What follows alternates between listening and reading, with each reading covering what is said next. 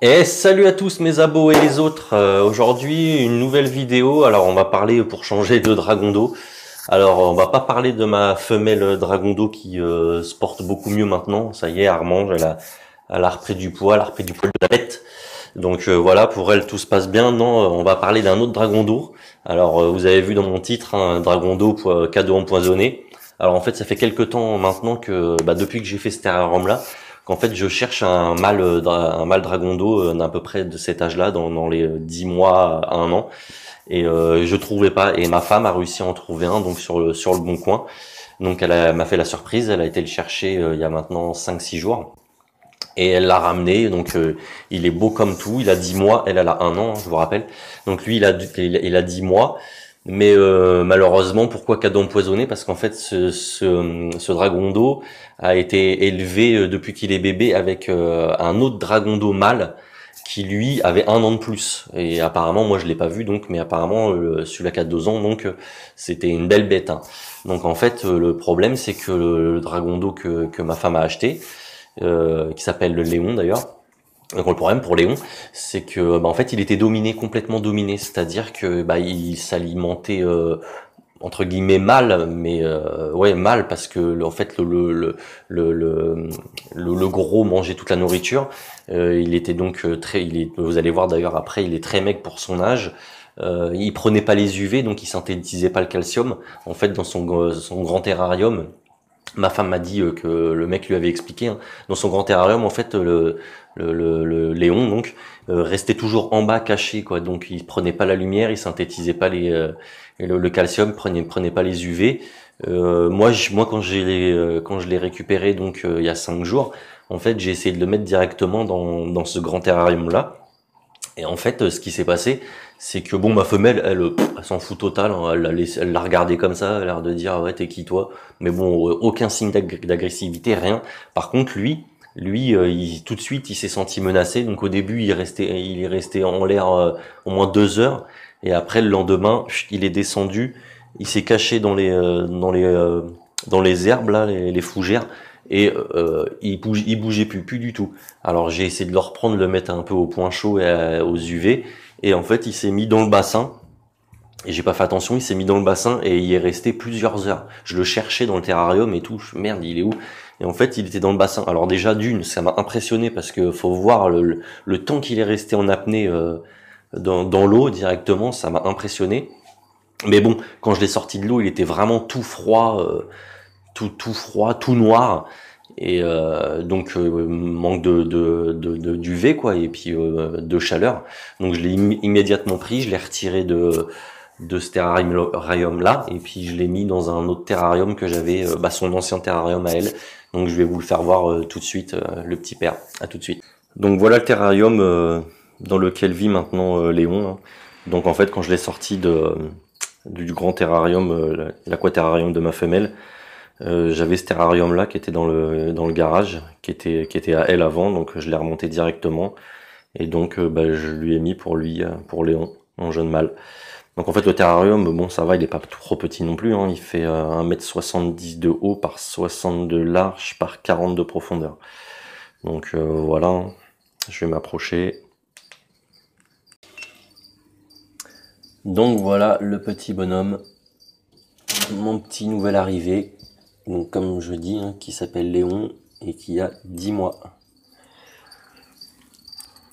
Hop, on va allumer la lumière, ça sera mieux. Donc vous voyez, hein, pour 10 mois, il est vraiment, je sais pas si vous vous rendez compte, mais il est tout, regardez par rapport à mon doigt, il est vraiment tout petit. Mon gamin, par contre il est juste magnifique quoi. Il a des couleurs, là il a repris ces belles couleurs là, du coup vu qu'ici j'ai mis des UV, ici une bonne lampe chauffante, donc là il a commencé à reprendre des couleurs, mais bon il a vraiment du mal à manger, il stresse super vite, donc j'évite la manipulation forcément. Et tiens d'ailleurs j'ai trouvé une solution la dernière fois sur la dernière vidéo, ceux qui l'ont vu, vous avez vu que j'ai fait le gavage à la seringue. Et en fait, lui, ça me faisait chier ça me gavait, justement, tiens, c'est le cas de le dire, ça me gavait de faire un gavage à lui aussi. Donc en fait, j'ai trouvé un système, je le mets dans une serviette, je le prends sur moi dans une serviette, pour pas qu'il bouge. Et en fait, je lui prends la mâchoire de chaque côté, mais tout doucement, juste je touche la mâchoire et en fait ça l'agace. Donc il a tendance à ouvrir la bouche. Et ben, quand il ouvre la bouche, j'en profite pour lui donner un grillon ou des petits vermoriaux. C'est comme ça que j'arrive à le faire manger pour l'instant. Donc ça marche, ça lui fait pas de mal, c'est moins brutal, on va dire, moins violent que le gavage par seringue. Donc voilà, c'est le petit truc que j'ai trouvé. Vous voyez, il est vraiment super beau. Alors moi, ce qui m'impressionne, c'est qu'à 10 mois, vous voyez déjà la crête, comment elle est prononcée par rapport à ma femelle, c'est assez impressionnant. Donc comme je vous ai dit, hein, le mec qui l'avait avant, il l'avait mis avec un autre mâle. Mais bon, je tiens à préciser que ce mec-là, il est pour rien en fait, dans le sens où lui, il avait déjà son mâle, donc, et il cherchait, à contrario de moi qui cherchais un mâle, lui, c'est le contraire, il cherchait une femelle. Et en fait, il a été en animalerie, et ils ont vendu donc celui-ci comme étant femelle. Mais bon, voilà, voilà ce qui s'est passé, c'est que c'était un mâle, donc ça l'a pas fait du tout. Mais bon, j'y en veux pas parce qu'il a eu le bon réflexe, hein, dès qu'il s'en est vraiment aperçu, parce que vous savez très bien que le dragon d'eau sexé, c'est pas évident. Mais dès qu'il s'en est aperçu, il s'est pas obstiné, hein, quitte à le laisser mourir. Il s'est pas dit ouais, je le garde, je m'en fous. Non, il a préféré s'en séparer. Hein. Le mec, a priori, ma femme m'a dit qu'il était dégoûté, hein.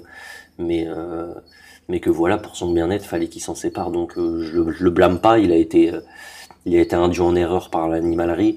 Et puis il a fait les choses bien parce qu'il a essayé de tout de suite s'en débarrasser entre guillemets, de le revendre pour qu'il retrouve une seconde vie. Mon gamin. Mais il est vraiment magnifique. Je sais pas si vous allez bien voir. Il a des couleurs magnifiques. Donc voilà le terrain. J'ai fait ça. Bon, la déco au fond, je l'avais déjà. Hein, donc ça fait toujours pareil. Un polystyrène extrudé, un isolant et une décoration en même temps. Là, j'ai mis un bac d'eau.